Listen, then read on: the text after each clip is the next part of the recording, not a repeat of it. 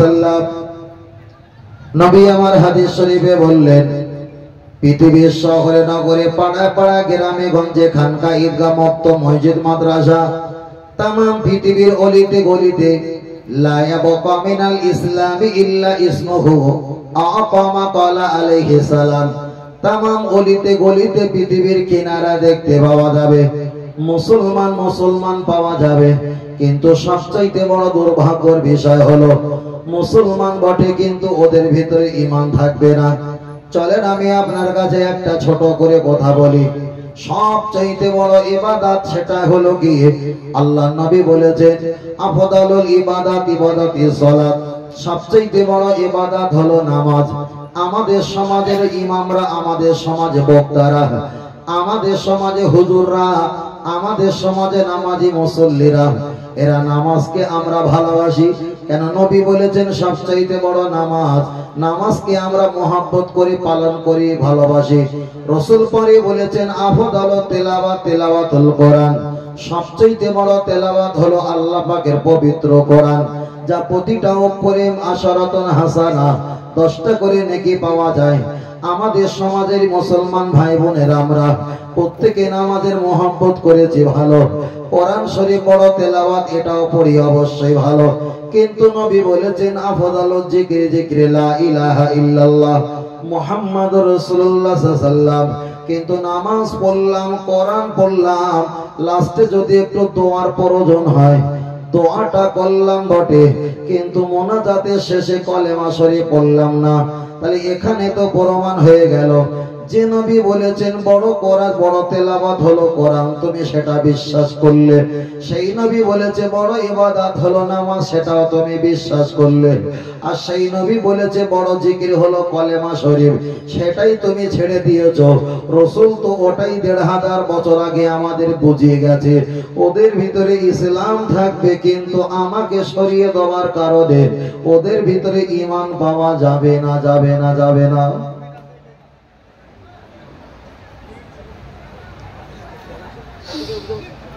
চলেন আমি আপনার কাছে অল্প সময় ছোট করে কিছু কথা বলতে চাই। চলেন আগিয়ে যাওয়া যায়। লক্ষ্য করে দেখা যায় ইসলাম আলাদা, ঈমান আলাদা, আবার কামেল মোকাম্মেল ওটা আবার আলাদা। যদি বলেন হুজুর আমি নেকি কামাবো, এবার চলেন একটা হাদিস পড়ি। আল্লাহর নবী বললেন মান করাআল কুরআনা হারফান ফালাহু আশরু হাসানাত। আল্লাহর নবী বলেছেন একটা কোরআনের অক্ষর পাঠ করলে 10টা করে নেকি পাওয়া যায়। তাহলে কোরআন শরীফ পড়ে যদি নেকি কামানো ধান্দা থাকে, তাহলে কোরআন শরীফে মুসা নবীর নাম এসেছে।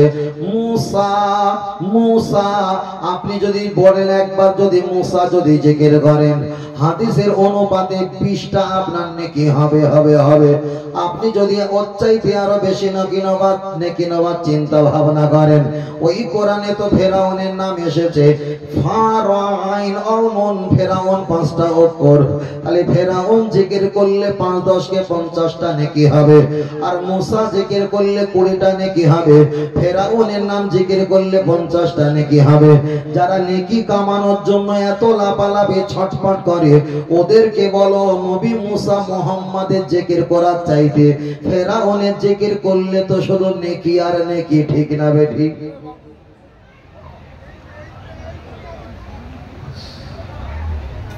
তাহলে নেকি কামানো ধান্দা যদি থাকে তাহলে এইগুলো করা যেতে পারে। আল্লাহ আল্লাহ। তবে যারা মুসলমান তারা নেকি কামানো ধান্দা, তবে যারা ঈমানদার তারা মহব্বত করা ধান্দা। মহব্বত হলো লোট আর নেকি হলো খুচরো পয়সা। লোট দিলে তো খুচরো পয়সা আসে, ওর জন্য আঁচল পেতে বসে থাকতে হয় না। এবার আমি আপনার কাছে একটা বার বলবো, লক্ষ্য করে দেখা যায় সবচাইতে বড় ইবাদত হলো নামাজ। আমাকে একটু আওয়াজ দিয়ে বলবেন, কেন প্রথমে আপনারা দুর্বলতা ছিলেন বলে আমারও শরীর ক্লান্ত, আমি আরো দুর্বলতা হয়ে গিয়েছিলাম। তবু আপনাদের কাছে আমি কিছু বলার চেষ্টা করি, আগিয়ে চলে যাওয়া যাক। নামাজ আমরা পড়ি, আল্লাহর ইবাদত নামাজ পড়তে গেলে কোরআন লাগে না হাদিস লাগে? বড় ভাই কোরআন লাগে না হাদিস লাগে? আজকের মজলিস ঠিক জাগ্রত হলো না ভাই আমার কাছে। হাওড়া জেলা যাব, 2টো টাইম যদি ওখানে একটু হয়। আল্লাহ আল্লাহ। নামাজ পড়তে গেলে কোরআন লাগে না হাদিস লাগে? আমরা অনেকে শুনেছি নামাজ পড়তে গেলে কোরআন লাগে, কোরআন না খুলে নামাজ হয় না। চলেন আমি আপনার কাছে তাহলে আর একটু খুলে বলি। মসজিদে যখন আজান হয় 12:30টার সময় জোহরের আজান হলো, আপনি বলেন আজান হয় কিসের জন্য? মাথায় কাপড় দেওয়ার জন্য, না ভাত খাওয়ার জন্য, না নামাজ পড়ার জন্য, না কাজ ছেড়ে দেওয়ার জন্য? আজান হয় একমাত্র ইবাদত, নামাজ পড়ার জন্য। তাহলে মসজিদে আজান দিয়েছেন আল্লাহু আকবার আল্লাহু আকবার বলে। আপনার দেখা যায় মুয়াজ্জিন সাহেব নামাজিকে ডেকেছে নামাজ পড়ার জন্য। আপনি বলেন আজান যেটা দিয়েছে ওটা কোরআন না হাদিস? ওটা হলো হাদিস। তাহলে হাদিস দিয়ে মানুষকে নামাজের জন্য ডাকা হয়, কিন্তু আমরা ছোটবেলা শুনেছি নামাজ পড়তে গেলে কোরআন দিয়ে নামাজ পড়তে হয়। কিন্তু এখানে প্রমাণ হয়ে গেল ওই নামাজি যে ডাকা হয় কোরআন দিয়ে ডাকা হয় না, বরং নবী রেখে দেওয়া হাদিস দিয়ে ডাকা।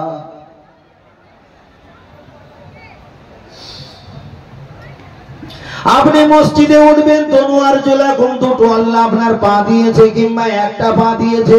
আপনি যখন মসজিদে উঠবেন চেষ্টা করবেন ডান পা দেওয়া। আল্লাহুম্মা ফতালি আবওয়াবা রাহমাতিক, আপনি যে দোয়াটা পড়বেন মসজিদে ওটা দোয়া। এই দোয়াটা কোরআন নয়, এটা হলো হাদিস। আপনি মসজিদে গিয়ে ইলা শাহামাতি উদুনে গিয়ে আপনি তাকবীর দিয়ে দেখা যায় তাকবীর দিবেন, ওটা হাদিস। আপনি কানের লতিতে ঠেকাবেন কিংবা কাছাকাছি হাত রাখবেন, এটা হলো হাদিস। আপনি নাভির নিচে হাত বাঁধবেন, এটা হলো হাদিস। আপনি দাঁড়িয়ে দেখা যায় দাঁড়িয়ে দাঁড়িয়ে নামাজ পড়বেন। আর সূরা ফাতিহা যখন আপনি পড়বেন, ওই সূরা ফাতিহা পড়ার আগে আপনি নাভির নিচে হাত বেঁধেছেন, এটা হলো হাদিস। আপনি আউযু বিল্লাহ বিসমিল্লাহ বলার আগে সুবহানাকা আল্লাহুম্মা বিহামদিকা, আমরা নামাজে সানা পড়ি, ওই সানাটা কোরআন নয়, ওটা হলো নবী রেখে দেওয়া হাদিস। আউযু বিল্লাহি মিনাশ শাইতানির রাজিম বলো তো। টোটাল কোরআন শরীফ নরমালে কিনতে 600-700 টাকা নেয়, 848টা পৃষ্ঠার পাওয়া যায় কম বেশি, এমনকি 30টা পারা পাওয়া যায়। টোটাল কোরআন শরীফের ভিতরে আউযু বিল্লাহি মিনাশ শাইতানির রাজিম নেই, ওটা হলো হাদিস। আপনি বিসমিল্লাহ দিয়ে আপনি সূরা ফাতিহা পড়বেন, ওটা হলো কোরআন।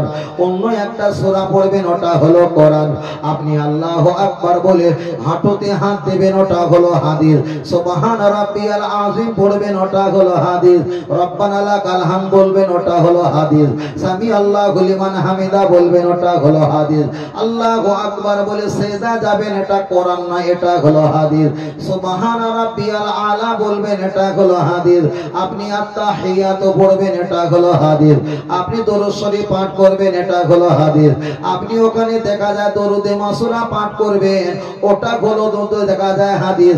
আপনি ডান দিকে সালাম ফিরাবেন, আসসালামু ক্বাবলাল কালাম, হাদিস শরীফে এসেছে, ওটা হলো হাদিস।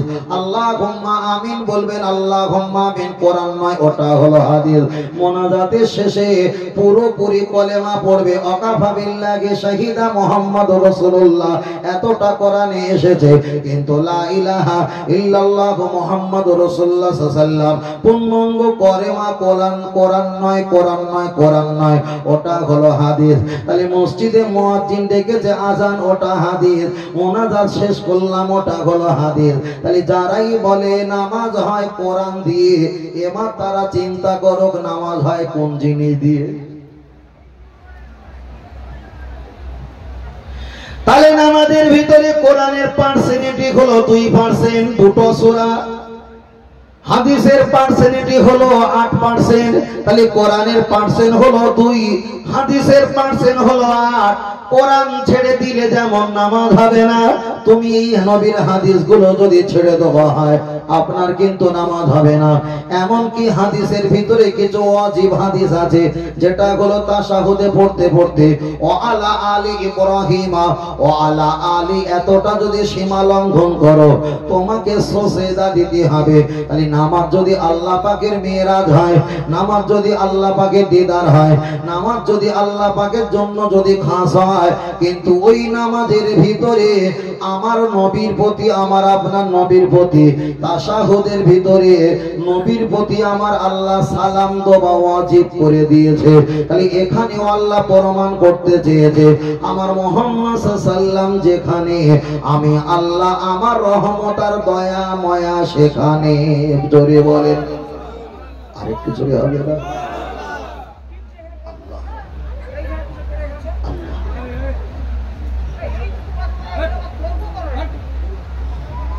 বাবু ছেড়ে দাও, ছেড়ে দাও, বসো মুরব্বী ভাই বসো। আল্লাহ আল্লাহ। ও আমার বাচ্চার, আমি আপনাকে বোঝাতে চেয়েছি, আমি স্বল্প সময়ের ভিতরে আমার ওয়াজের লাইনটা কিন্তু একটু সমস্যা হয়ে গেছে, তবু আমি আপনাদের কাছে প্রয়োজনটা একটাবার খুলে বলার চেষ্টা করছি। আগিয়ে চলে যাওয়া যাক।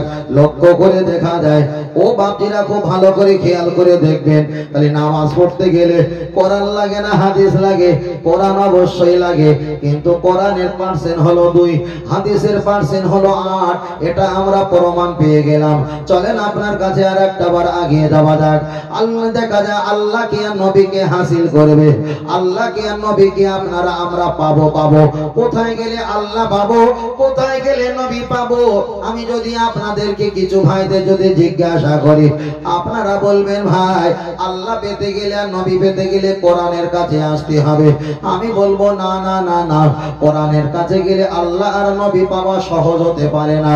হাদিস দেখা যায়, আপনি যদি বলেন হুজুর ইমাম সাহেবের কাছে যাব, ইমাম সাহেবের কাছে গেলে আল্লাহ আর নবী পাওয়া যাবে না। ইমাম সাহেব তিনি নামাজের নিয়ম আমাকে শিখিয়ে দেবে। হুজুর আমি মুফতি সাহেবের কাছে যাব, মুফতি সাহেবের কাছে গেলে তোমাকে ফতোয়া বুঝিয়ে দেবে, তোমাকে মশলা ফতোয়া দেবে। তার কাছে গেলে আল্লাহ আর নবী পাওয়া সম্ভব নয়। হুজুর আমি একটা গজল শিল্পীর কাছে যাব, তার কাছে গেলে নবীর প্রশংসায় তোমাকে গজল শোনাবে, সেখানে গেলে আল্লাহ আর নবী পাওয়া সম্ভব নয়। হুজুর যারা ওয়াজ নসিহত করে ওদের কাছে আমি যাব, ওখানে গেলে তোমাকে বিভিন্ন কোরআন হাদিসের কথা শোনাবে, কিন্তু ওখানে গেলে আল্লাহ আর নবী পাওয়া সম্ভব নয়। তাহলে আল্লাহ আর নবী কোথায় পাবো?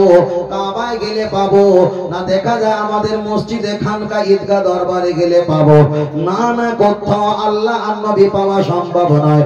আল্লাহ আর নবী যদি হাসিল করা সম্ভব হতে পারে, যারা পীর ওলি মাশায়েখ আল্লাহর মাহবুব বান্দা, যারা দু চোখটা বুঝিয়ে চোখ ছেড়ে কেঁদে আল্লাহ আর নবী হাসিল করেছে, ওদের স্পষ্ট সম্পর্কে থাকলে অল্প সময়ে আল্লাহ আর নবী হাসিল করা সম্ভব হতে পারে। জোরে বলেন সুবহানাল্লাহ। যা বলছি বাড়িকে ভালো করে বুঝবে। হাজার এলেম থাকুক, এলেম দিয়ে আপনি এত সুন্দর বুঝতে পারবেন না। তার কারণ আপনি এলেম দিয়ে এলেম পেয়েছেন, মুফতির কাছে গিয়ে ফতোয়া দিয়ে ফতোয়া পেয়েছেন, কিন্তু আল্লাহ নবী পাওয়ার সিস্টেম আপনি জানেন না। ও আমার বাপিরা, যুবকেরা চলেন আগিয়ে যাওয়া যায়। লক্ষ্য করে দেখা যায় 4 ইমামের এক ইমাম, ইমাম আহমদ বিন হাম্বল রাহমাতুল্লাহ আলাইহি, উনি বড় ইমাম। 4টি ইমামের ভিতরে একটা ইমাম মানে খুব সহজ ব্যাপার নয়, মারাত্মক বড় একটা দেখা যায়, বড় একটা আলেম, বড় একটা মুফাসসির, বড় একটা শাইখুল হাদিস, বড় একটা বুজুর্গ, বড় একটা কামেল ব্যক্তি। লক্ষ্য করে দেখা যায় আহমদ বিন হাম্বল রাহমাতুল্লাহ আলাইহি, উনি এক সময় মাদ্রাসা ছাত্রদের ছেড়ে দিয়ে রাতের অন্ধকারে লুকিয়ে বিশরে হাবি রাহমাতুল্লাহ আলাইহি, যিনি কোরআনের আয়াত চুম্বন খেয়ে আল্লাহর ওলি হয়েছে, তার বাড়িতে হাজির হয়ে যায়। আনাস সাফারি উমরিতে এসেছে। দেখা যায় ইমাম আহমদ বিন হাম্বল রাহমাতুল্লাহ আলাইহি 4 দিন 5 দিন খুঁজে পাওয়া যায় না। ছাত্ররা এই বাড়ি ও বাড়ি, ও ছাত্র বাড়ি, এ মাদ্রাসা মসজিদ, तमाम জায়গায় খুঁজে খুঁজে যখন পায় না, আস্তে আস্তে বিশরে হাবির দরবারে গিয়ে দেখেন ইমাম আহমদ বিন হাম্বল রাহমাতুল্লাহ আলাইহি এক জায়গায় বসে বাচ্চা মানুষের মতো ফোপরে ফোপরে কাঁদে। ছাত্ররা গিয়ে জিজ্ঞাসা করলেন, হুজুর আপনাকে খুঁজে পাই না, আমরা আপনার হাজার হাজার ছাত্র আপনাকে খুঁজে না পেয়ে আমাদের কষ্ট বেড়ে যায়। হুজুর আপনি যখন খুঁজে না পেয়েছি, আর আপনি এমন একটা দরবারে এসেছেন, এমন একজনের বাড়িতে এসেছেন, গ্রামের লোক জানতে পারলে আপনার মান সম্মান তো মাটির সঙ্গে মিশে যাবে, আমাদেরও মান সম্মানটা সর্বনাশ হয়ে যাবে। ইমাম আহমদ বিন হাম্বল কেঁদে বলেছিলেন, বলেছিলেন বাবা তোমরা কোরআনের জ্ঞান নিতে এসেছিলে, কোরআনের জ্ঞান তোমরা পেয়েছো, হাদিস ফিকহ উসুল মান্তিক হিকমতের জ্ঞান নিতে এসেছিলে, তোমরা পেয়েছো না পাওনি? হ্যাঁ হুজুর পেয়েছি।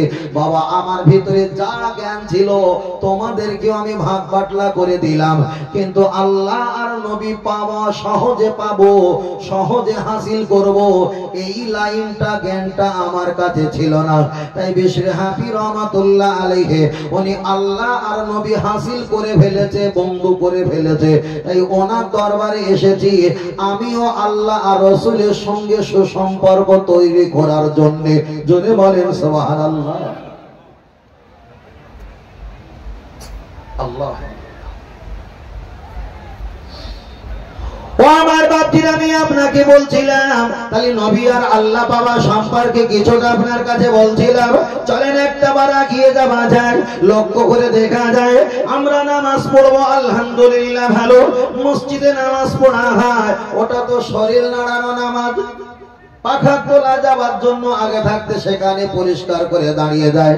যদি মোটা মার্কা হুজুর হয় আবার মসজিদের একটা কোণা দখল করে, টাকাওয়ালা যদি বুড়ো ডামরু হয় চেয়ার নিয়ে মসজিদের সামনে বসে, আবার যদি বড় একটা হুজুর হয় ইমামের পিছনে উনি কাঁধে করে মুসাল্লা আগে থাকতে সারা বছর ফেলে রাখে।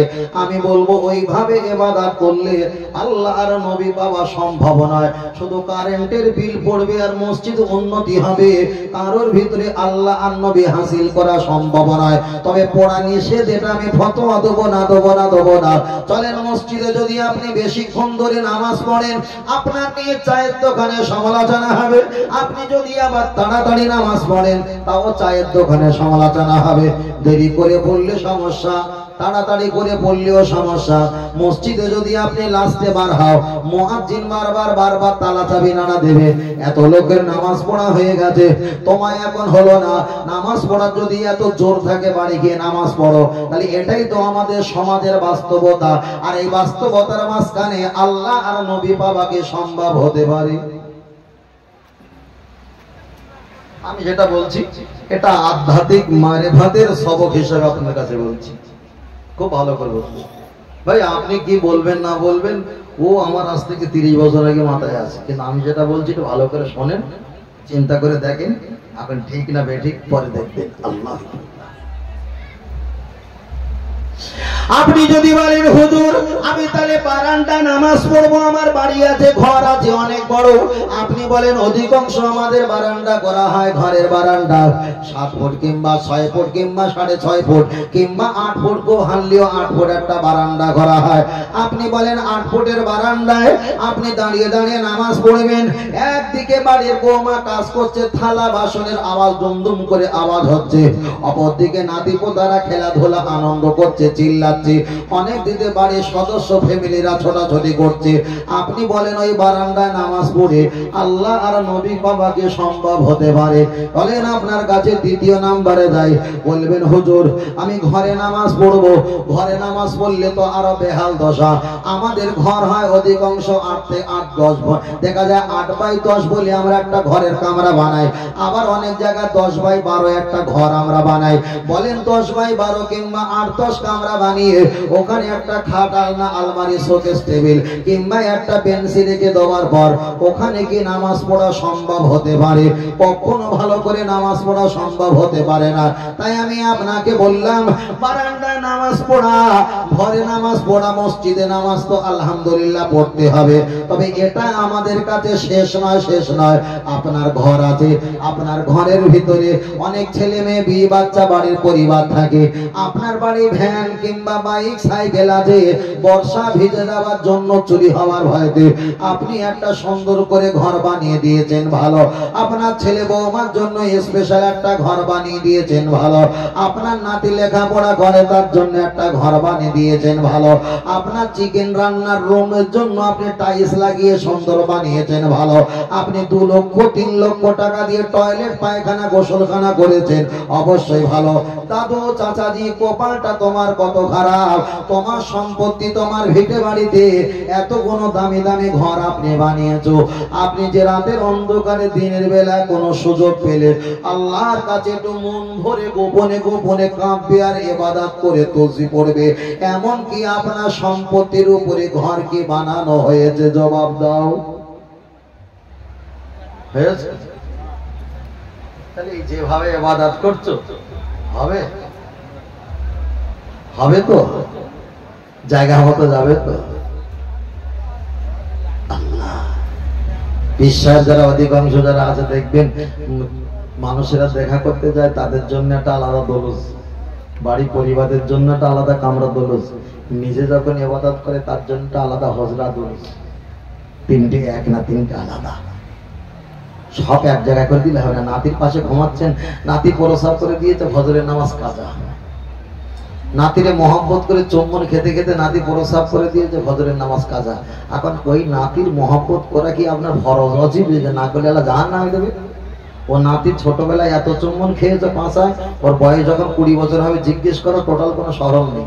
তাই তখন চুমু খেয়ে লাভ নেই, যখন একটু বড় হবে একটু সাবধানতা অবলম্বন করো। কবরে চলে গেলে তোমার নাতি প্রশংসা করছে, দাদু আমার সাত চালক ছিল। ও আমার জামান যুবকেরা, চলেন আমি আপনাকে বোঝাতে চেয়েছি, একটা দেখা যায় মারে পাক দেখা নামাজ পড়া সম্পর্কে আপনার কাছে আমি বলছিলাম, শুধু আল্লাহ আর নবী বাবা সম্পর্কে আমি আপনার কাছে কিছু তথ্য বলছি। আমি কোরআন হাদিসের কোনো ঘটনা কোনো মশলা এখন বলার সুযোগ পাইনি। এই সিস্টেম গুলো বলছি, কেউ বলুক আর নাই বলুক, আমি আপনার কাছে একটু ওপেন করে বলছি। স্মরণে বরণে যদি কাজে লাগাতে পারেন, আল্লাহ চাইলে একটা জায়গা পেয়ে যাবো। তাই আমার প্রথমে একটু রাগ হয়েছিল কি, সন্ধ্যাবেলা আমাদের পীর মাশায়েখরা জিকিরের মজলিস করতেন, সেই যুগটা যখন চলে গেছে, এবার আমরা গজলের মজলিস করি। বাবা এখন তো সমাজে অধিকাংশ গজল না, ওটা গজব আর গজব হয়ে থাকে। চলেন আমি আপনার কাছে একটাই কথা বলছি, লক্ষ্য করে দেখা যায় আপনি যদি কোনো পীর মাশায়েখের মুরিদ হন, আপনার জোহরে আর আসরে কোনো কষ্ট হলো না, আপনার মাগরিবে একটু টেনশন হয়ে গেল, আপনি মাগরিবে নামাজটা আদায় করলেন, 3 বার সূরা ফাতিহা, 3 বার সূরা ইখলাস, 10 বার সূরা ইখলাস শরীফ, 11 বার দরুদ শরীফ আর 3 বার তওবা শরীফ পাঠ করে আপনি একটু মুনাজাত করলেন, কান্নাকাটি করলেন, কান্না আপনার আসলো না, আপনি তারপরে ওজিফা পাঠ করা শুরু করেন, আপনার কান্না আসলো না, ছেড়ে দাও। এবার এশার নামাজ আসতে সেখানে টেরাই করো, ওখানে কান্নার জন্য আপনি চেষ্টা করো, কান্না আসলো না, ফজরের নামাজের অপেক্ষা করো, ফজরের নামাজেও কান্না আসলো না, আপনার 1 সপ্তাহ গেল, 2 সপ্তাহ গেল, 1 মাস গেল, 2 মাস গেল, 3 মাস চলে গেল, এমন করে করে নির্জলা এক জায়গায় যখন নামাজ পড়বে, আল্লাহর কাছে পাপের কথা যখন বারবার তুলে কান্নার চেষ্টা করবে, একটা সময় এমন হবে চোখ ফেটে যখন কলকল করে পানি নির্গত বাহির হয়ে যাবে, তখন মনে মনে করবে, বাবা 40টা বছর নামাজ পড়ে যতটা না আল্লাহ আর নবী পেয়েছি, মনে তৃপ্তি পেয়েছি, খোকার বক্তব্য লাইনটা নিয়ে আমি 3টে মাস টেরাই করে আমি এই মুহূর্তে আল্লাহ আর নবী পেয়েছি, কেউ না বললেও আমার অন্তর বলছে তুমি আল্লাহ আর নবীর কাছে পৌঁছে গেছো। জোরে বলেন সুবহানাল্লাহ। আল্লাহ ও আমার বাপজিরা, চলে না গিয়ে যাওয়া যায়, তখনও যদি চোখ থেকে কান্না পানি যদি না আসে, এবার আপনি কি করবেন? লক্ষ্য করে দেখা যায় জীবনে যত গুনাহ করেছেন, পাপ করেছেন, সব পাপের কথা স্মরণে বরণে যতটা হয় চিন্তা করে, চিন্তা ভাবনা করে আল্লাহর কাছে বলো, আল্লাহর কাছে বলো, আল্লাহ অমুক পাপ করেছিলাম, আজকের জ্ঞান হবার কারণে বুঝতে পারছি ওই পাপটা বড় ভাইটিয়াল ছিল, বড় অপরাধ ছিল, আমি জুলুমি অত্যাচার করেছিলাম, নিজের জোরে নিজের কাজ জোরে করেছিলাম, আল্লাহ আজকে তারা তো নেই, আমাকে ক্ষমা করে দাও। এমন কিছু পাপের কথা স্মরণ করে আল্লাহর কাছে যখন ক্ষমা চাইবে, নিজের মনটা নরম হবে, অহংকারটা লিপ্ত হয়ে, অহংকারটা ছোট হয়ে যাবে, আল্লাহর কাছে কাঁদতে তোমার সুবিধা হবে। তবে জেনে রেখে দাও, সুম্মাস্তাগফারনি গফারতু লাকা ওয়ালা উমালি, আল্লাহর কাছে তওবা করবে, আল্লাহর কাছে কান্নাকাটি করবে, আল্লাহর কাছে কান্নাকাটি করে যদি চোখ থেকে একটা বার পানি জারি করতে পেরেছো, তোমার চোখের পলক মারার মুহূর্তে পূর্বে আমার আল্লাহ আমাদের গুনাহকে মাফ করে দেবেন। জোরে বলেন সুবহানাল্লাহ, আর একটু জোরে বলেন সুবহানাল্লাহ। আমার কথা কি কিছু বুঝতে পারছেন বাবু? যতটা পরিবেশ 10 বছর আগে পেয়েছিলেন, আরো যতটা দিন আসবে ওই পরিবেশটা সবার আশা করলে হবে না। কেউ আপনার মতন হবে না, আপনাকে করে নিতে হবে। হয়তো আপনি গাড়ির মালিক, আপনার গাড়ি মালিক বসে আছেন, ড্রাইভার গাড়ি চালাচ্ছে, কখনো জোরে কখনো আস্তে।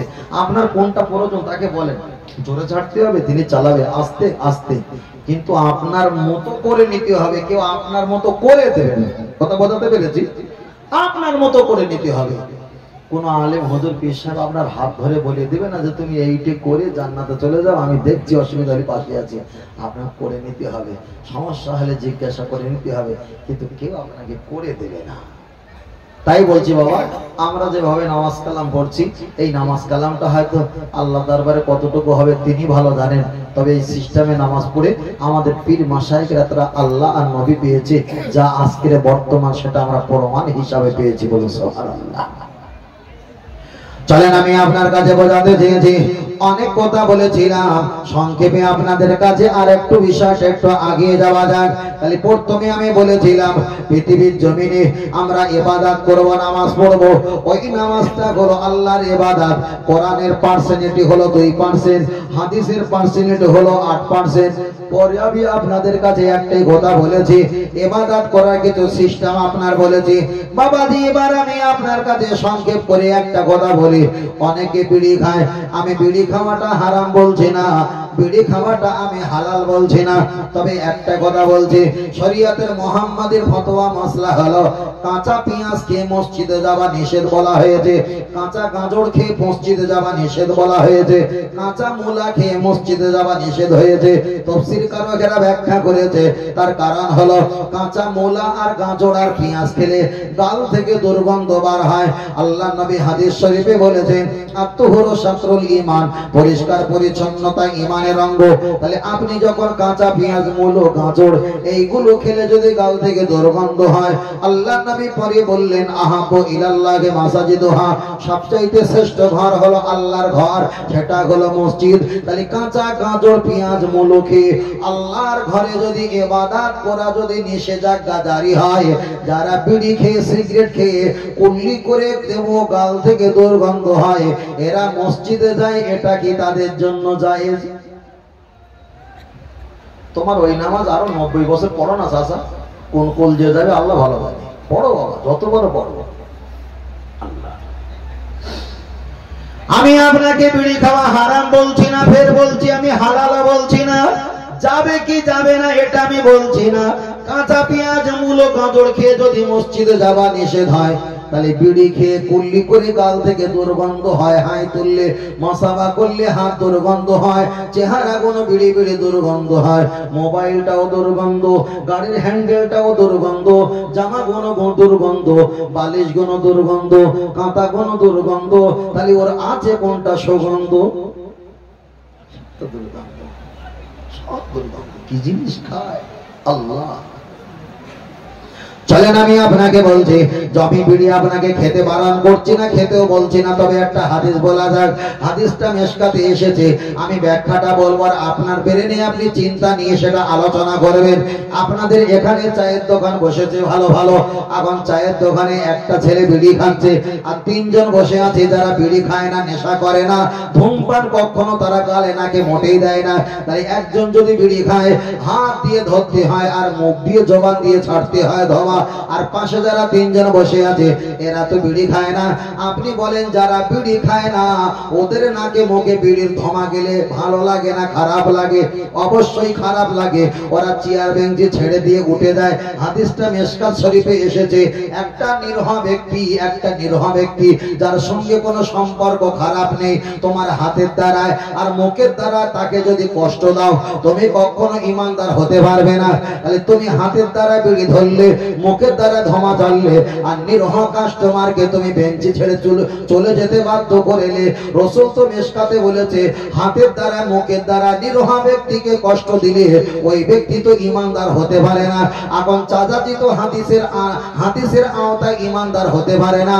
ওই অবস্থায় মসজিদে আজান হয়েছে, 3-4 বার হক বলে কুল্লি করে নিয়ে ইলা শাহমাতি উদনাইহি মসজিদে দাঁড়িয়েছে। রাসূল তো এই হাদিসটা 1500 বছর আগে বলেছে পৃথিবীতে মুসলমান থাকবে, কিন্তু কোরআন হাদিস দিয়ে দেখতে পাওয়া যাবে আদৌ কিন্তু তারা মুসলমান না। যারা খায় তারা বলছে হুজুর তুমি আর রস খুঁজে পাওনি। আমি পেতাম ভাই, শুধু কপাল ভালো হুজুর এসেছিল বলে ওদের লাইনটা অনেকটা অন্যদিকে চলে গেছে। আমি তো সবে শুরু করেছিলাম শিল্পী দিয়ে। আল্লাহ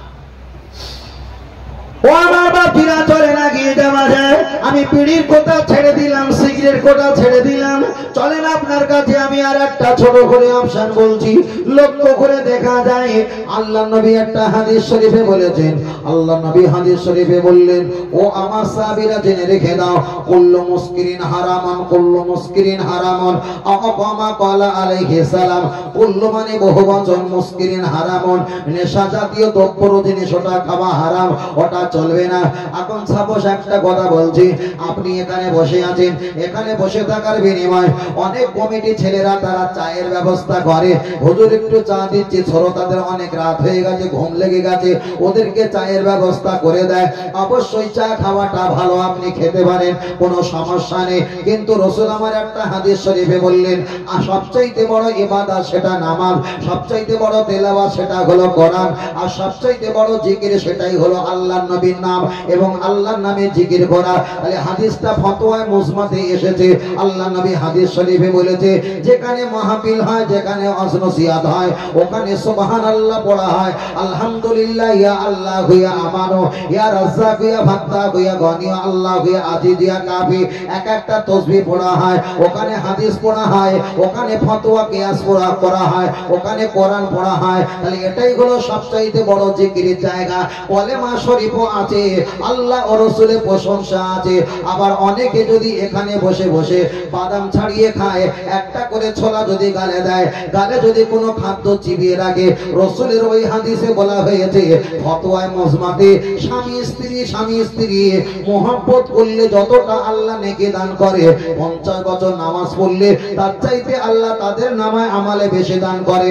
রাসূল আমার এই ফতোয়ার মুজমাতে বলেছে, মসজিদে নববী শরীফে একা একা ইতিকাফ করলে আল্লাহ যতটা খুশি হয়, ছেলে মেয়ে বিয়ে বাচ্চা পরিবারকে এক জায়গায় নিয়ে কোরআন হাদিসের কিছু মসলা মসাইল দিনের কথা মানুষের কাছে শেয়ার করলে তার চাইতে আমার আল্লাহ বড় খুশি হয়ে যায়। জোরে বলেন সুবহানাল্লাহ।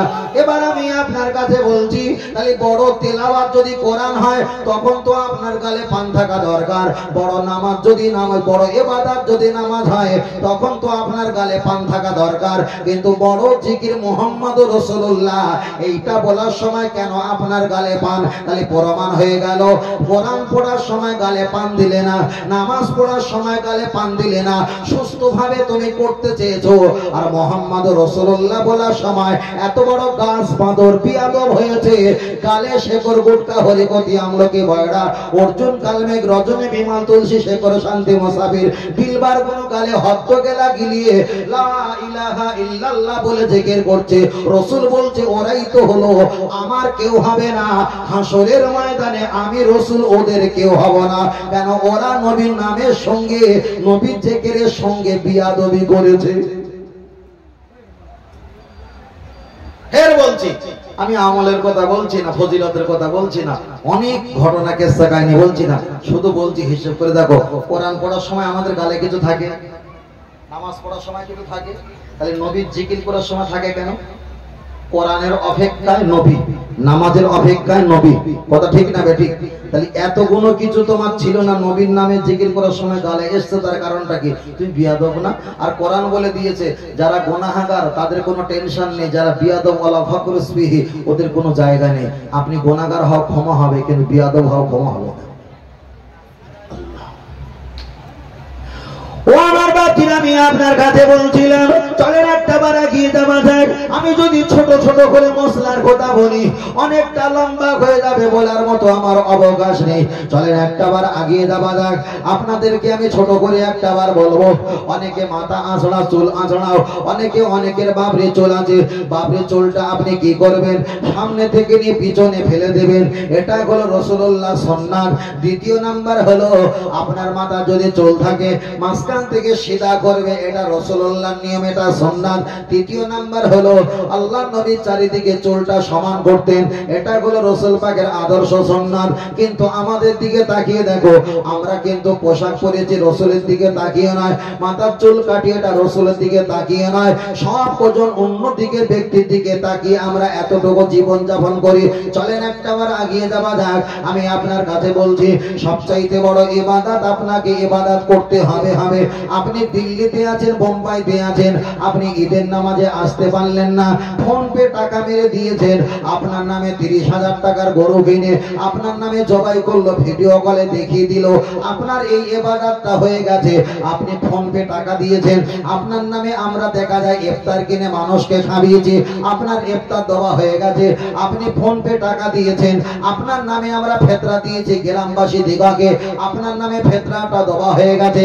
আপনি টাকা দিয়েছেন, আপনার নামে আমরা যাকাতের টাকা নিয়ে মাল মাত্রা কিনে কাপড় চোপড় কিনে আমরা বিতরণ করে দিয়েছি, আপনার নামে যাকাতটা আদায় হয়ে গেছে। কিন্তু আপনি কি জানেন, টাকার বিনিময়ে হজ করা যায়, টাকার বিনিময়ে যাকাত দেওয়া যায়, টাকার বিনিময়ে ফেতরা দেওয়া যায়, টাকার বিনিময়ে দান সাদকা করা যায়। কিন্তু টাকা থাকুক আর নাই থাকুক, একটা পীরের বাচ্চার প্রতি যতটা নামাজ পড়া ফরজ, একটা গরিবের বাচ্চা ভ্যান চালক তার প্রতি ততটা নামাজ ফরজ ফরজ ফরজ। আপনার উজুনায় আপনি এখানে হজ করতে পারেন, আপনার উজুনায় আপনি বসে বসে হজ শুনতে পারেন, আপনার উজুনায় আপনি কবর জিয়ারত করতে পারেন। তবে এই না যে বিনা ওযুতে আযান দিতে হয় আর বিনা ওযুতে হজ করতে হয়, এটা আমি বলছি না। আপনার উজুনায় তুমি হজ করো, কোনো সমস্যা নেই, উজু নেই বাবা বসে যাও, কোনো সমস্যা নেই। উজু নাই 12টার সময় 12:30টায় আযান দিচ্ছ, 5 ওয়াক্ত আযান দিচ্ছ, কোনো সমস্যা নেই। আপনার উজুনায় কবর জিয়ারত করতে পারো, আপনার উজুনায় আপনি হাত তুলে মোনাজাত করতে পারো, আপনার উজুনায় নবী পাকের নাম নিয়ে লা ইলাহা ইল্লাল্লাহ আপনি জিকির করতে পারো, আপনার উজুনায় ইফতার খেতে পারো, আপনার উজুনায় আপনি সেহরি খেতে পারো, আপনার উজুনায় আপনি দেখা যায় লা ইলাহা ইল্লাল্লাহ মুহাম্মাদুর রাসূলুল্লাহ বলে ইয়া নবী সালামু আলাইকা নবীর প্রতি সালামে কিয়াম পাঠ করতে পারো, আপনার উজুনায় আপনি কোরআনের আয়াত লিখতে পারো। আপনার উজু যদি না থাকে, কোরআনে হাত না দিয়ে মুখস্থ থাকলে, আপনি বিনা উজুতে মুখস্থ কোরআন থাকলে আপনি পড়তে পারো। কিন্তু আপনার উজু আছে, আর এই জলসা মাহফিলের এলাকায় আপনার একটা খালামার বাড়ি ছিল, আপনি সেখানে চলে গেছেন, নাস্তা পানি করলেন, আনন্দ ভর্তি করলেন, উজু আছে, মনে মনে সন্দেহ হচ্ছে উজু আছে না নাই, উজু আছে না নাই। হানাফি মাযহাবের মাসলা হলো সন্দেহযুক্ত উজু নিয়ে নামাজ পড়া চলবে না, নতুন করে তোমাকে উজু করতে হবে। তাহলে সবচাইতে বড় ইবাদত সেটা নামাজ হয়। নামাজে যদি সন্দেহ থাকলে, উজু যদি নতুন করে করতে হয়, তাহলে যে মুহাম্মদ না আসলে নামাজ আসতো না, যে মুহাম্মদ সাল্লাল্লাহু আলাইহি ওয়াসাল্লাম না আসলে আল্লাহকে চিনতাম না। তাহলে নামাজে সন্দেহ হলে নতুন করে পরিষ্কার হয়ে উজু যদি করতে হয়, এটা শরীয়তের আইন যদি হয়, মুহাম্মদুর রাসূলুল্লাহ জিকির করার সময় তোমার মুখটা পরিষ্কার পরিচ্ছন্নতা না রেখে দুনিয়ার গুটকা খাবার ঢুকিয়েছো, এটা কি জায়েজ হতে পারে? নামাজে উজুতে সন্দেহ হলে নতুন করে উজু করতে হয়। তাই সবচাইতে বড় ইবাদত হলো যদি নামাজ হয়, সবচাইতে বড় জিকির মুহাম্মদ সাল্লাল্লাহু আলাইহি ওয়াসাল্লাম। তাহলে এটা বলার সময় তোমার গালটা পরিষ্কার পরিচ্ছন্ন ছিল না?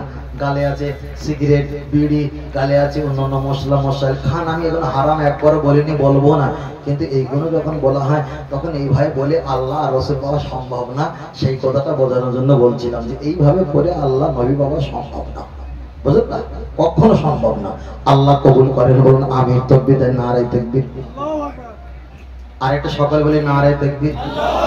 আরেকটা সকলে তাকবীর, নারে তাকবীর। আরেকটা তাকবীর, নারে তাকবীর। আল্লাহ কবুল করেন, বলেন আমিন। আরেকটা জোরে হবেন আল্লাহুম্মা আমিন। আল্লাহ সকলে বলো ইয়া রাসূলুল্লাহ, ইয়া হাবিবাল্লাহ, জোরে জোরে ইয়া রাসূলুল্লাহ। জোরে বলো ভাই, বলো ইয়া রাসূলুল্লাহ।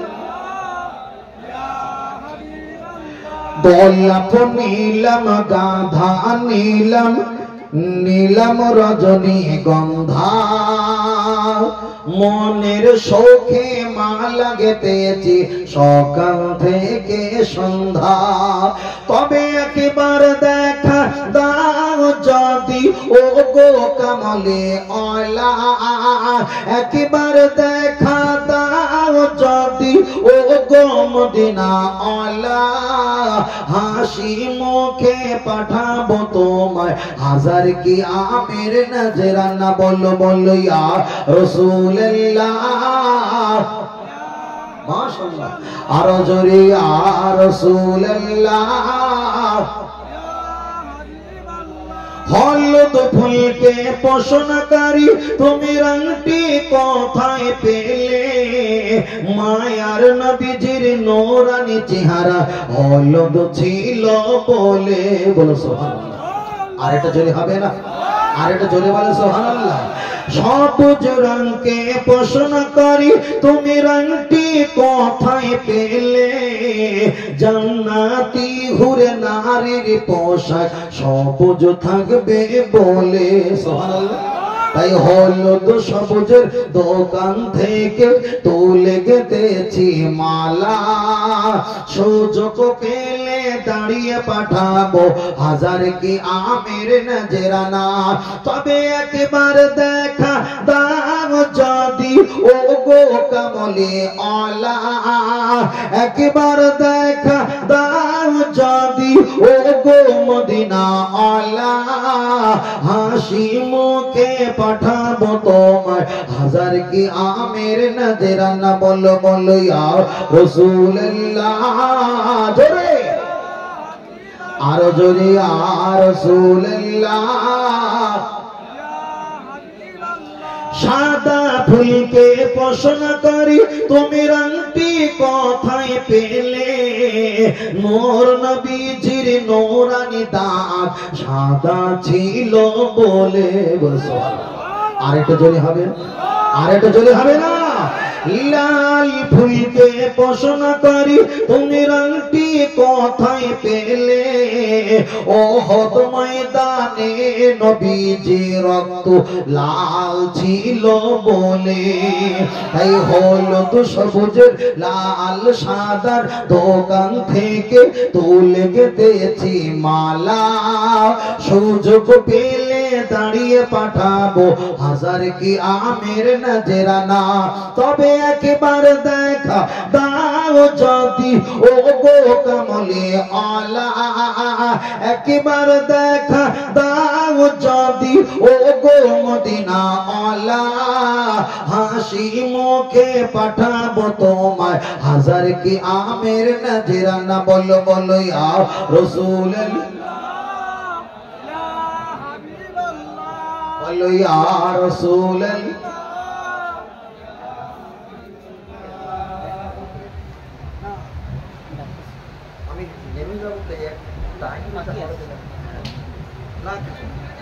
মহাশয়কে খবর দাও ঠিক সময় মতো আসবে। খবর একটা ও আমার দাওয়াত রয়েছে, বুঝতে পারছো না? এই বাবু দাওয়াত রয়েছে আর অনেকদিন পরে আমি তো এসছি, তো আমার সময় মতন এসছি আমি বলেন। এবার আমার 2 ঘন্টা দেবে কি 3 ঘন্টা দেবে সেটা তো আগে বলতে হয়। আমার দাওয়াত রয়েছে 1 ঘন্টা গুলো বেরিয়ে 58 গেট শ্যামপুর। দেরি করবে না ভাই, বলে দিলাম দেরি করো না, সমস্যা দূরের রাস্তাতে এত রাস্তার ভিতর দিয়ে যাবো আবার।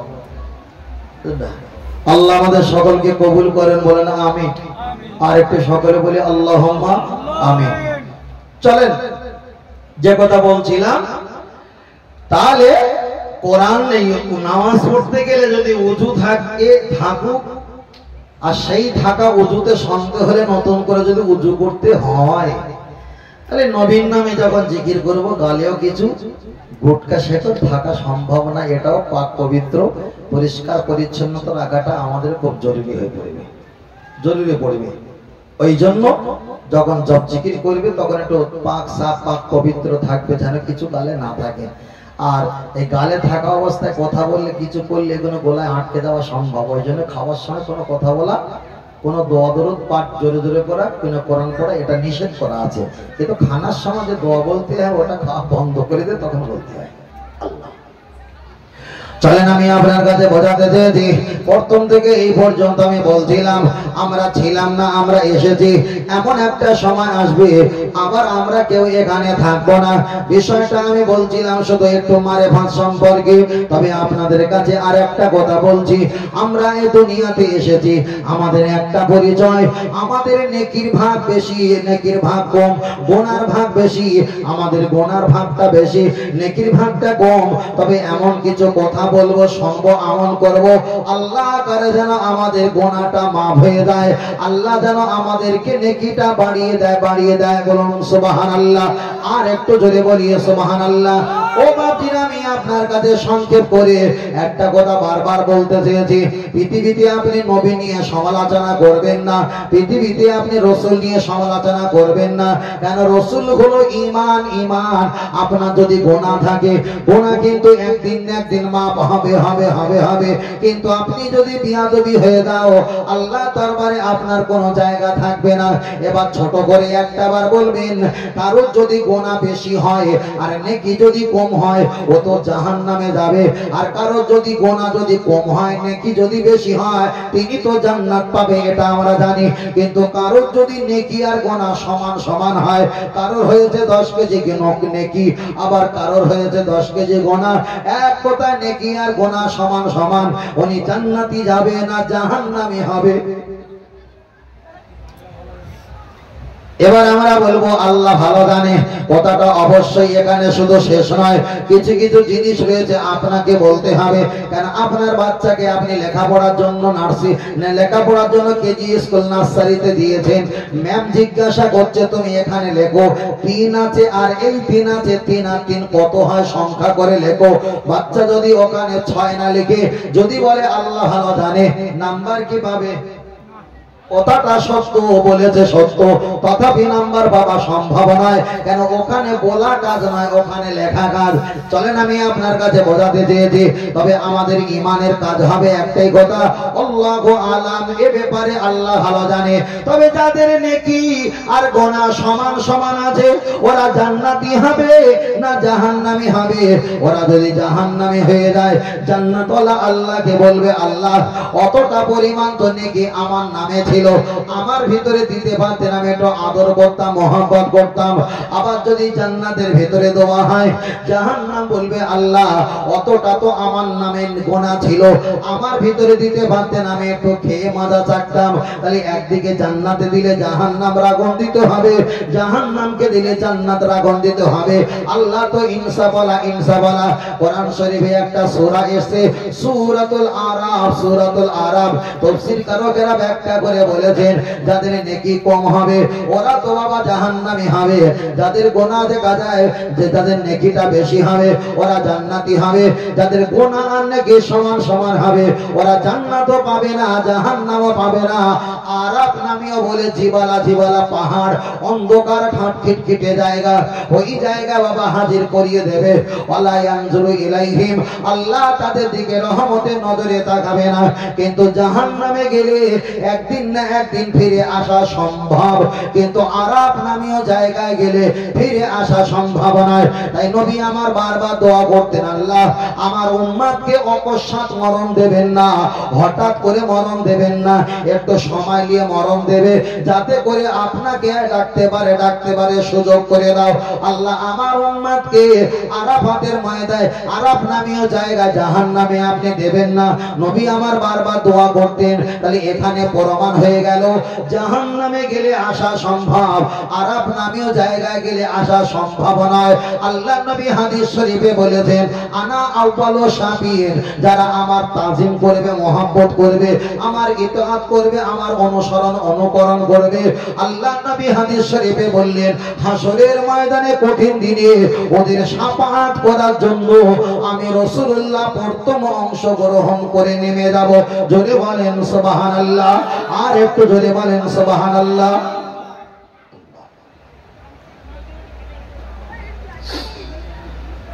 চলেন আমি আপনার কাছে যে কথাটা বলছিলাম সংক্ষেপে করে আসে, আর বেশি লম্বা নয়। তাহলে মোনাজাতের শেষে আমরা অনেকে লা ইলাহা ইল্লাল্লাহ মুহাম্মাদুর রাসূলুল্লাহ সাল্লাল্লাহু আলাইহি ওয়াসাল্লাম বলি, অনেকে আমরা বিরহমাতিকা ইয়া আরহামার রাহিমিন বলি, অনেকে আমরা আলহামদুলিল্লাহ বলি। ওরা তিনটি ইমাম সাহেব তিন রকম জিকির করেছেন, সব কটা আল্লাহর নামে জিকির। চলেন নবীর কাছে বিচার দেওয়া যাক।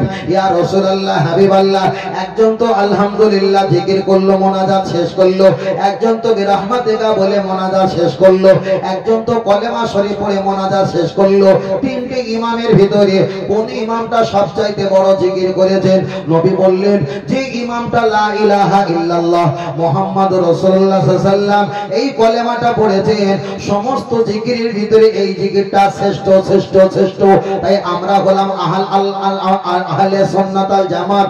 আল্লাহর ইবাদত, নবীর মুহাব্বত, কোরআন তেলাওয়াত, মা বাবার খেদমত, মাজার জিয়ারত। তবে আমরা এমন একটা দল করি, ওই দলটার নাম হলো আহলে সুন্নাত ওয়াল জামাত। আর নবী বলেছেন জান্নাতি যদি হয় সেটাই হবে সুন্নাত ওয়াল জামাত। জোরে বলেন সুবহানাল্লাহ, আর একটু জোরে বলেন সুবহানাল্লাহ। চলেন আমি আপনার কাছে যাই, যিনি বলছেন মোনাজাতের শেষে বিরহমাতিকা ইয়া আরহামার রাহিমিন, আল্লাহ তুমি আমার প্রতি রহমত দাও, আমার প্রতি রহমত দাও। একটাবার আওয়াজ দিয়ে বলবে রহমতের মালিক কে? আল্লাহ আল্লাহ আল্লাহ। রহমত ওয়ালাকে আল্লাহর কোরআন বললেন ওমা আরসালনাকা ইল্লা রাহমাতাল লিল আলামিন। রহমতের মালিক আমি আল্লাহ, কিন্তু রহমত ওয়ালা হলো তোমাদের নবী রাসূলুল্লাহ। আর একটু জোরে বলেন সুবহানাল্লাহ। চলেন আমি আপনার কাছে বোঝাতে চাই, হাদিস শরীফে দেখা যায় তাফসীরের ব্যাখ্যা এসেছে, নবী আদম আলাইহিস সালাম জিবালা জিবালা কিছু পাহাড়ের কাছে বসে আছেন, জঙ্গলে কিছু হরিণ এসে নবী আদম আলাইহিস সালামকে জিজ্ঞাসা করলেন কাইফা হালুকা, ও নবী আদম আলাইহিস সালাম কি খবর, কেমন আছেন একটাবার বলো। নবী আদম আলাইহিস সালাম জবাব দিয়ে বললেন আলহামদুলিল্লাহ আলা তাইয়্যিবুন, আল্লাহ শুকরিয়া আমি ভালো আছি। তবে আপনার চোখে কেন পানি? জঙ্গলে হরিণ দিগকে বলেছিলেন ও জঙ্গলে হরিণরা জেনে রেখে দাও, আমার চোখে পানি এই কারণে পানি, আমি আল্লাহর ডরে কান্নাকাটি করি, আল্লাহর গজবের ভয়তে আমি কান্নাকাটি করি, এই কারণে আমার চোখে পানি এসে গেছে। নবী আদম আলাইহিস সালামের কান্না দেখে, চোখের পানি দেখে জঙ্গলে হরিণগুলো তারা বসে পড়লেন পাশে। নবীর কান্না এরা কেঁদেছে, নবীর কষ্ট এরা কষ্ট উপভোগ করেছে। নবী খেলেন না, এরাও খায় না। নবী ক্লান্ত হয়ে গেছে, এনারাও মহব্বত করে ক্লান্ত হয়ে গেছে, এরা মহব্বতে বসে থেকে থেকে ক্লান্ত হয়ে গেছে। লক্ষ্য করে দেখা যায় ওরা যখন বাড়িতে চলে যাচ্ছিল জঙ্গলে, নবী আদম আলাইহিস সালাম ওদেরকে ডেকে বললেন ও জঙ্গলে হরিণরা, আমি কেঁদেছি তোমরা কাঁদলে, আমার দুঃখই তোমরা দুঃখ ভাগ্যশালে, আমার মহব্বতে তোমরা পাশে ঘন্টা ঘন্টা বসেছিলে। তবে চলে যখন যাচ্ছ বাবা খালি হাতে যাবে না, আমার কাছে কিছু লাকড়ি পাতা মারিয়াম ফুল আছে, এইগুলো একটা বার তোমরা নাও, এটা খাও, তারপরে বাড়ি যাও। তাফসীর কারকেরা ব্যাখ্যা করেছে ওরা ওই লাকড়ি পাতা মারিয়াম ফুলগুলো ওরা চিবিয়ে চিবিয়ে খেয়ে জঙ্গলে যখন ওরা প্রবেশ করলো, ওদের মুখ থেকে সুগন্ধ জারি হয়। দুই পাঁচার মাঝখানে মৃগ নাভি কস্তুরী আমার আল্লাহ তৈরি করে দিয়েছে, ওদের চেহারা থেকে আল্লাহ সুগন্ধ ঘেরা আর নূরে ঝিকিমিকি আল্লাহ বানিয়ে দিয়েছে। দ্বিতীয় দল জিজ্ঞাসা করছে হরিণের দল, ও আমাদের সাথী হরিণ ভাই, তোমাদের অবস্থা এমন অবস্থা কেন হলো, জবাব দাও। ওরা বলল নবী আদম আলাইহিস সালাম কাঁদছিল, আমরা কেঁদেছিলাম, মহব্বতে বসেছিলাম, মহব্বতে থাকতে থাকতে চলে আসার সময় কিছু লাকড়ি পাতা মারিয়াম ফুল দিয়েছে, আমরা খেয়েছি, আল্লাহ এতগুলো নিয়ামত দিয়েছে, খুব ভালো করে বুঝবেন। দ্বিতীয় দল বলল আমরা যাব, ঠিকানা লোকেশন দাও।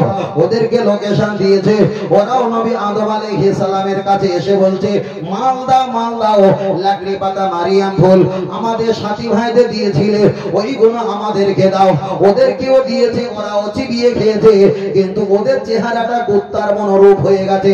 তার কারণ হলো একটা, আগে যারা এসেছিল এরা মাল নিতে আসেনি, নবীর মহব্বতে বসেছে, নবীর কান্নায় কেঁদেছে, নবীর মহব্বতে সময় লাগিয়েছে, এরা চাইনি, ডেকে ওদেরকে দিয়েছে, আল্লাহ নিয়ামতে দান করেছে। দ্বিতীয় নাম্বার যারা এসেছিল এদের ভিতরে মুহাম্মদ সাল্লাল্লাহু আলাইহি ওয়াসাল্লাম, এক কথায় কোন নবীর মহব্বত ছিল না, ভালোবাসা ছিল না, চোখের পানি ছিল না। এরা শুধু মাল নবাদ ধান্দায় নবীর কাছে চলে এসেছে। যারা বেরাহমাতেগা পড়ে ওরা তো শুধু মাল নবার জন্য, জান্নাত লবার জন্যই পড়ে। আর যারা লা ইলাহা ইল্লাল্লাহু মুহাম্মাদুর রাসূলুল্লাহ পড়ে এরা আল্লাহ আর নবীর মহব্বত ভালোবাসার জন্য পড়ে।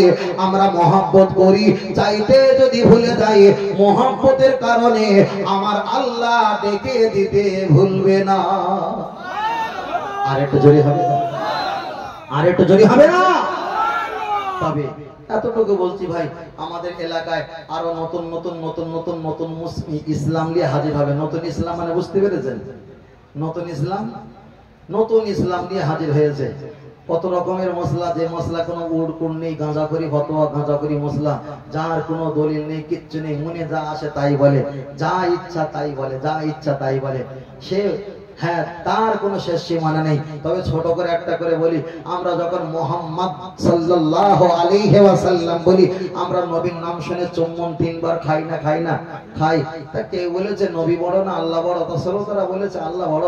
আরে আল্লাহ যদি বড় হয়, নবী যদি ছোট হয়, তাহলে নবীর নাম একবার শুনে 3 বার চুমু খেয়েছে তোর হুজুর, তাহলে আল্লাহু আকবার বললি তো অন্তত 3 তিরিকে 9 চুমু খেতে হবে, না হলে আল্লাহ বিরাট রাগা রেগে যাবে। কেন? আল্লাহ বড়।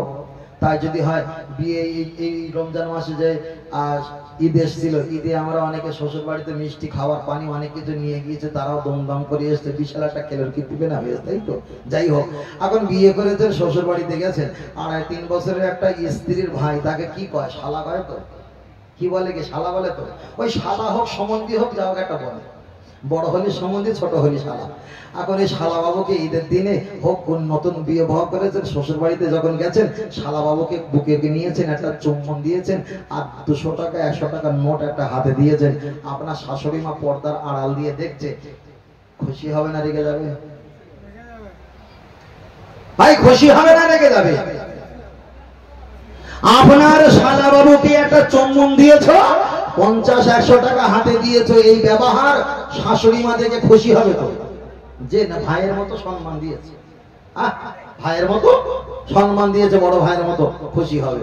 তাহলে যিনি বলেছে নবী ছোট, নবীর নাম একবার শুনে 3 বার চুমু খেয়েছো, আল্লাহ বড়, 3 তিরিকে 9 বার খেতে হবে, তাহলে হিসাব করি এখন শাশুড়ি বড় না শালা বড়? কথা বলে না। শালা বড় না শাশুড়ি বড়? শাশুড়ি বড়। তাহলে শালার একটা চুম্বন খেয়েছি, 50 টাকা দিয়েছি, এবার শাশুড়ি 3 তিরিকে 9টা চুম্বন খেতে হবে এবং 950 টাকা দিতে হবে। ঠিক না বেটি? ওই জন্য বলছি ভাই, যুক্তিতে কোনো মুক্তি মেলে না। কোরআন হাদিস ইজমা কিয়াসের অনুকূলে থাকতে হবে। তবে হাদিস তবে হযরত আবু বকর সিদ্দিক রাদিয়াল্লাহু তাআলা আন, তিনি রাসূলের নাম শুনে চুম্বন খেয়েছিলেন। রাসূল বললেন, যে কাজটা করেছো এই কাজটা আমার কাছে খুব ভালো লেগেছে। হাসরের ময়দানে যারা এই কাজগুলো করবে, হাসরের ময়দানে আনা সাইয়্যিদুল দি আদম ইয়াউমাল কিয়ামা, আমি উম্মতের সরদার লিডার হব। আর যারা আমার নাম শুনে চুম্বন করেছে, আমি রাসূল তাদেরকেও আমার এই দলে ঢুকিয়ে রাখবো। বলুন সুবহানাল্লাহ। আরেকটু জোরে হবে না? আরেকটু জোরে হবে না? দরুদ শরীফ আল্লাহুম্মা খুব জোরে।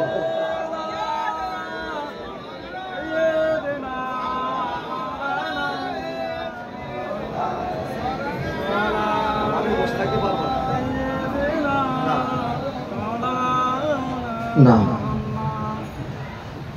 মা আমিনার ঘরে যাব, সেইখানে আখিরি নবীকে পাবো, মনের কথা সব বলিব, সে যে মুহাম্মদ ইয়া রাসূলুল্লাহ।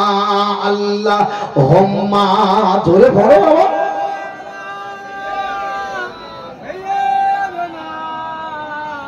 ওয়ালা আলি সাইয়্যিদিনা, এ জীবনে যাহার জবান নবীর প্রশংসা করে না, সে তো ভাইজান কঠিন দিনে নবীর শাফাআত পাইবে না। আল্লাহুম্মা জোরে পড়ো। ওয়ালা আলি সাইয়্যিদিনা সাল্লাল্লাহু আলাইহি ওয়াসাল্লাম। আমার কথা বুঝতে পারছেন তো নাকি? বুঝতে পারছেন তো? কি জানি কি হচ্ছে, আশেপাশে দিয়ে চলে যাচ্ছে না কি দেখি জানি। আজকের মজলিসটা কিন্তু সেই পরিবেশ সেইভাবে কিন্তু আজকে পাওয়া যায়নি। এর জন্য দুর্বলতা আমাদের আপনাদের না, দুর্বলতা সবচাইতে ভালো হতো যদি একটু পলিথিনটা বিছিয়ে দিতেন, চেয়ারটা যদি না থাকতো, মনে হচ্ছে পরিবেশটা আরো একটু খুব সুন্দর হতো, তাই না? হ্যাঁ, কিন্তু এইটা করে দিয়ে ভাই একদম তছনছ হয়ে গেছে। এটা গজল শিল্পীদের জন্য ব্যবস্থা ভালো ছিল, কিন্তু ওয়াজ মাহফিলের জন্য এই পরিবেশটা স্থানকাল পরিস্থিতি হিসাবে পানি বৃষ্টি ঝড় কাদা পানি এটা ওটা হলে তার জন্য ঠিক আছে, এটা সর্বসময় প্রয়োজন না। কথা বোঝেন না? আল্লাহ আমাদের সকলকে কবুল করেন, বলুন আমিন।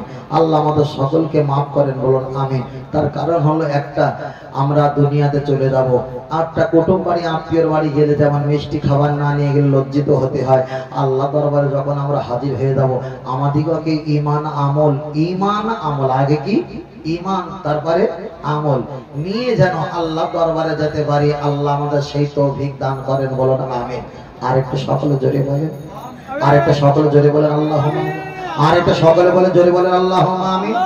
ভাই অনেক কথা বলেছি ভাই, বসে রয়েছি মুরব্বী সারা জায়গায় নাঙ্গল চষে, বুঝলেন না? এ হুজুর সারা দরবারে আছে, ও যে এমন কোন হুজুর চেনে না সে মানে মানুষ না, কথা বুঝলেন না? আমি স্টেজে উঠে দেখি দরবারে বসে আছেন, ইনি এখানে কেন? আল্লাহ ভাইকে কবুল করেন, বলুন আমিন।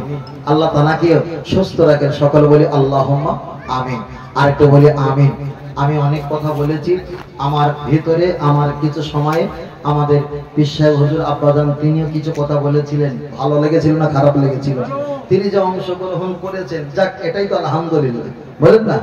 এসছিল আমার সময়ের ভিতরে, আমি সময় দিতে পারতাম, যেহেতু আমি তো যাবো আরেক জায়গাতে, বুঝলেন না? ওই জন্য এই পর্যন্ত সমর্থন করেছি।